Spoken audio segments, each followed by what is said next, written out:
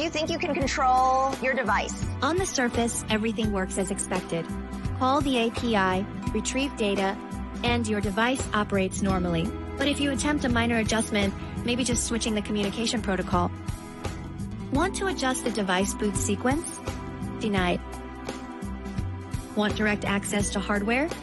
This method does not exist.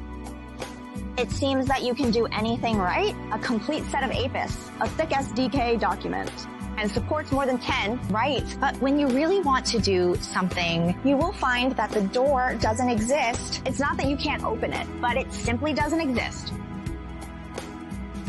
Let me ask you a question. Do you think you are using your device or borrowing it? This is the traditional device development model. Your application is on the top, hardware devices lie at the bottom, and the red middle layer, API SDK, serves as your access pass. You are limited to entering through this door, and you may only invoke the method specified on the access pass. Any functions absent from the pass cannot be used. Borrowing it. You just can't go, no matter how anxious you are, no matter how anxious your manufacturer or customer is. This is not your device. It's the equipment borrowed from the manufacturer. We call this calling the device rather than controlling it. The difference between the two words is when you order in a restaurant, you own the kitchen or you're ordering. If it's not on the menu, sorry, you can't order it. This is your ceiling. It's not high up. It's 2 meters under your feet. You can touch it with a lift of your hand, but you just can't pass it. Here are 3 real scenarios. The first one is about agreement. Your customer operates an 8-year-old building management system using Modbus RTU.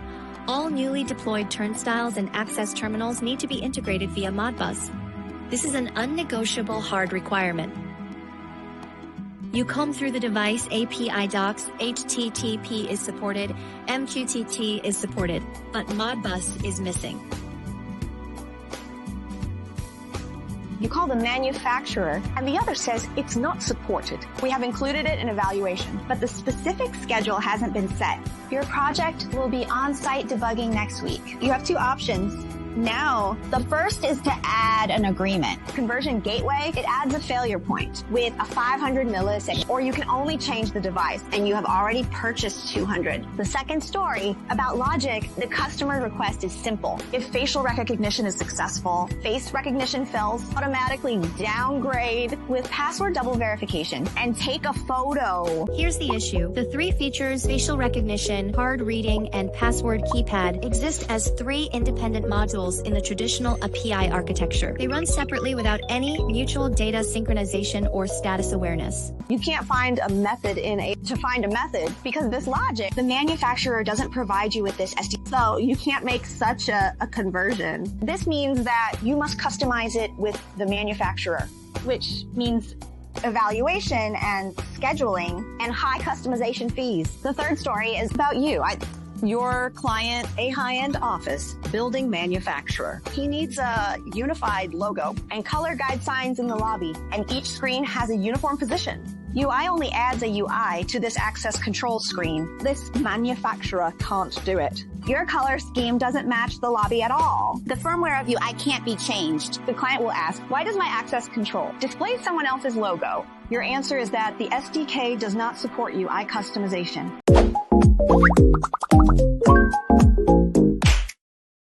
These 3 scenarios have one thing in common. Do you know what it is? You can't solve the problem by yourself. Let another person solve the problem for you, and they will solve the problem at their pace. You put forward a requirement. They take 1 week just to confirm receipt, 2 weeks to assess feasibility, a minimum of 1 month to schedule it for development, another whole month to finish development work, and guess how long testing and release will take? Or best case, no relevant plan on their roadmap, direct rejection. You may think that I'll change to another vendor. Changing to another manufacturer means reprocurement and repricing and recertify. You jump from one ceiling to another ceiling, but the height of the ceiling is different. You think you are in a partnership. You pay and he works. In fact, you are just a one-way valve. You can only accept what he gives you. You will have what you get. You have no way to control your own equipment. You play on his playground. What the playground looks like. And the scope of the playground is limited. If you want to go beyond this range, you can only discuss with him and wait for his approval.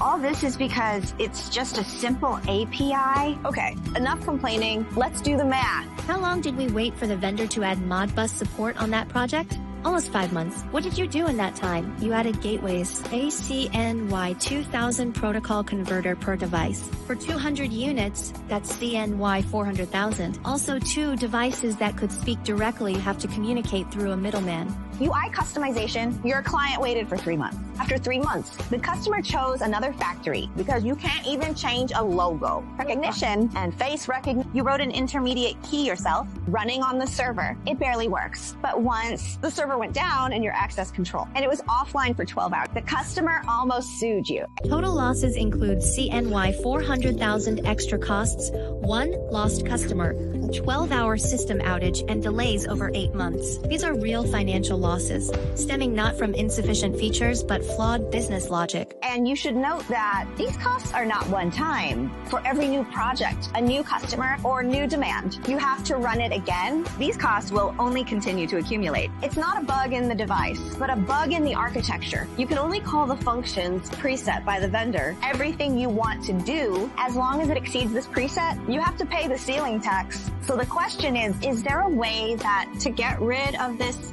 ceiling? Today you can do whatever you want. You can call any function you want. What if I say we have a platform not to call preset functions, but to let you code directly on the device, use the skills you already have in your team. Right. JSCR IPT today. And deploy it today. But don't worry. Before I talk about how to do, let me ask you a question. The problems you encounter today: protocol incompatibility, modules unable to link with each other, non-customizable UI. What actually unfolds once you send a feature request to manufacturers? Why does it remain marked under evaluation after 5 months? In the next episode, I'll walk you through the vendor's internal workflow. We'll see who receives your feature request, how many rounds of approvals it goes through, and where it finally stalls. You may feel even more annoyed, yet you will clearly understand what challenges you are facing. If you have similar experiences, leave a comment. What's your longest waiting time for a feature request? I'm willing to bet some of you waited more than a year. Subscribe to the channel and see you in the next episode.